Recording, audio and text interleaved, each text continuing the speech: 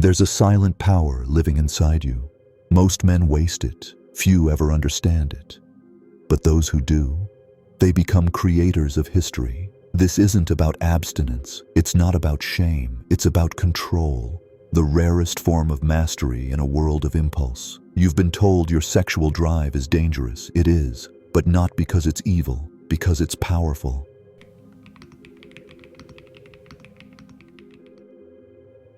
You weren't given sexual energy to chase pleasure. You were given it to build worlds. What flows through your body isn't just a physical urge, it's creative fire.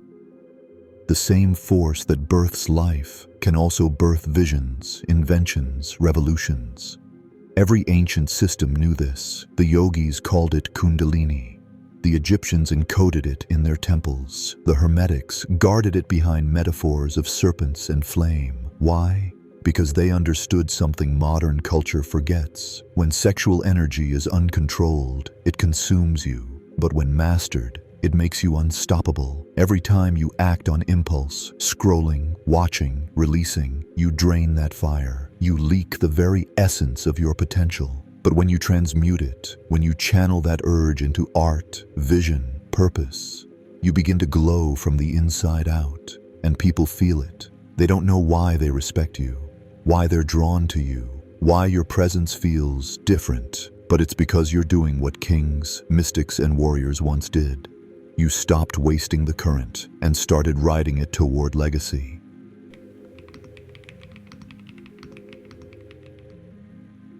Your attention is the gateway. Where it goes, your energy follows. And where your energy flows, your life is built.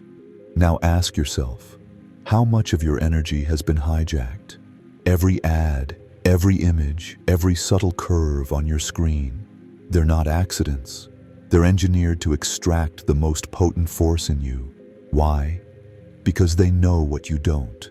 Your sexual energy is currency. It's the most valuable resource you'll ever have. More potent than time, more magnetic than money. And yet you give it away freely. Every click, every fantasy, every unconscious release. Not because you're weak, but because you were never taught the truth. The greatest men in history weren't the ones who avoided desire. They were the ones who redirected it. Da Vinci, Tesla, Bruce Lee, all of them spoke of channeling sexual energy into mastery, not denial, transmutation. They understood that the desire for union isn't just about flesh. It's about merging with purpose, with vision, with something eternal. Because when you no longer seek release, you become the source. Your gaze sharpens, your posture changes, your voice deepens with quiet power, and you begin to walk this earth as if it was designed for your footsteps. If something inside you knows this is the truth, subscribe and hit the bell, because what's coming next, they never wanted you to hear.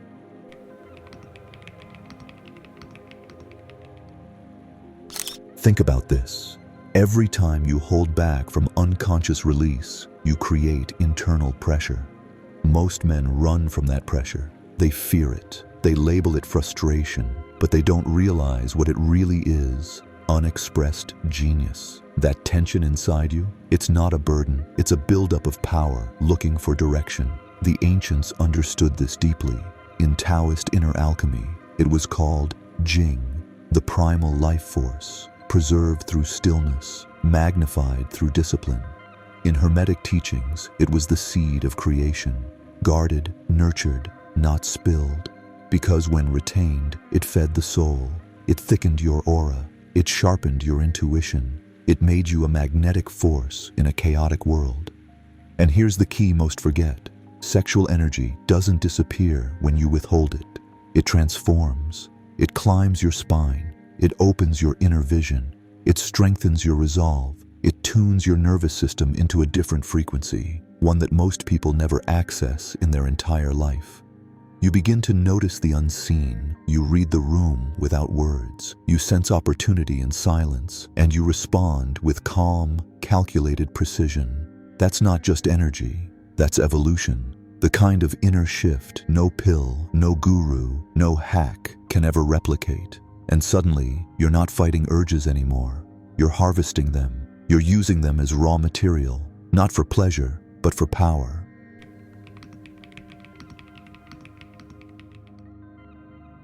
Now here's the shift that no one talks about. The longer you retain and transmute this energy, the more it starts to rewrite your identity. This isn't just about holding in semen, it's about holding power, not leaking your will, not dispersing your mission. You stop seeing women as escape. You stop chasing attention for validation. You begin to recognize the divine polarity within all things, and you align yourself with it. The masculine force is direction, purpose, penetration of illusion. And when your energy is not scattered through meaningless pursuits, your purpose cuts through reality like a blade. You begin to attract, not out of desperation, but out of vibration. People feel your clarity, your self-command, your silent intensity. You don't speak as much because you don't need to. Your presence says what your words can't. And as your discipline deepens, your mind clears. You wake up earlier. You stop negotiating with your goals. Your body regenerates faster. Your vision expands, both metaphorically and literally. Ancient mystics wrote of the light body, a radiant structure built from internal harmony. It wasn't superstition, it was a map of energy mastery. And now, you're starting to walk that map, step by step, choice by choice, breath by breath. You are no longer a slave to your urges. You are now their general. And when that happens, when your root is stabilized and your mind is focused, what you build no longer fades. You start creating legacy.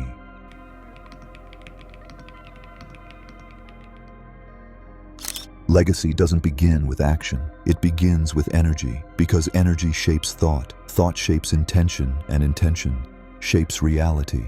Most people want impact, but they're leaky vessels. They try to pour themselves into the world with no discipline, no center, no charge. That's why their dreams dissolve. That's why their words don't land. That's why they feel invisible, because their energy is diluted. But when you contain that fire, when you build pressure with purpose, you become undeniable. A man who walks with stored sexual energy walks like a storm held in a jar, silent but ready, controlled but electric.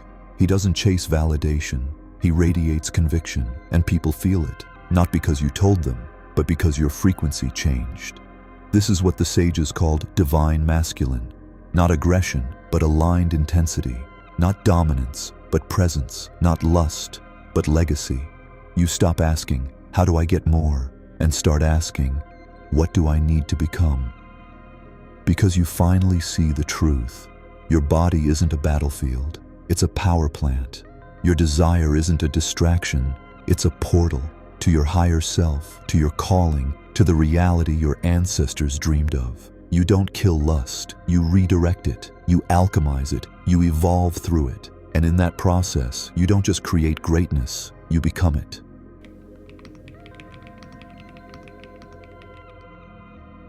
There's a moment in every man's life when he realizes he's not just surviving anymore. He's shaping the invisible. Not with force, but with frequency. Not by trying harder, but by holding stronger.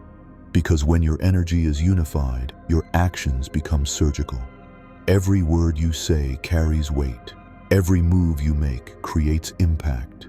You no longer live in the echo of your past. You become the resonance of your future. And this is where the line is drawn. Some will use this awareness to dominate, to manipulate, to bend others with force.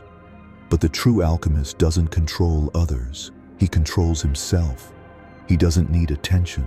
He becomes attention. He doesn't beg for love. He embodies it. He doesn't perform power. He radiates it. You begin to see sex differently, not as something to get or win, but as a sacred exchange of aligned energy. And until that energy is aligned, you'd rather hold your power than spill it for pleasure that vanishes in seconds. This level of restraint doesn't make you repressed. It makes you rare. It makes you a vessel of legacy. Because the men who changed the world, they didn't do it by chance. They did it by channeling the chaos within into a laser of purpose. And now, it's your turn. The world doesn't need another man addicted to impulse. It needs one man, clear, centered, focused, fierce, who remembers what he truly is, the current, the creator, the cause.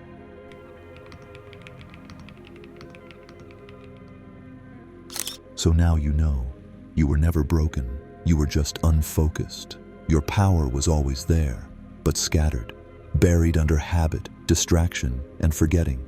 You were told to chase women, to chase pleasure, to chase success. But the truth is, you were never meant to chase anything. You were meant to attract it, to draw it in, by becoming aligned, radiant, and rare. Sexual energy was never the enemy. It was the teacher. And every time you feel that fire rise inside you, you have a choice. Will you burn it for seconds of pleasure, or build with it for a lifetime of legacy? Because the world won't remember how much you desired, but it will remember what you created with that desire. And now I'll leave you with this. If your energy could speak for you, what would it say? Would it whisper of wasted nights and fleeting highs? Or would it echo through generations? Drop your thoughts below. And if you're ready to stop leaking your power, subscribe now. Because what's coming next will demand the strongest version of you.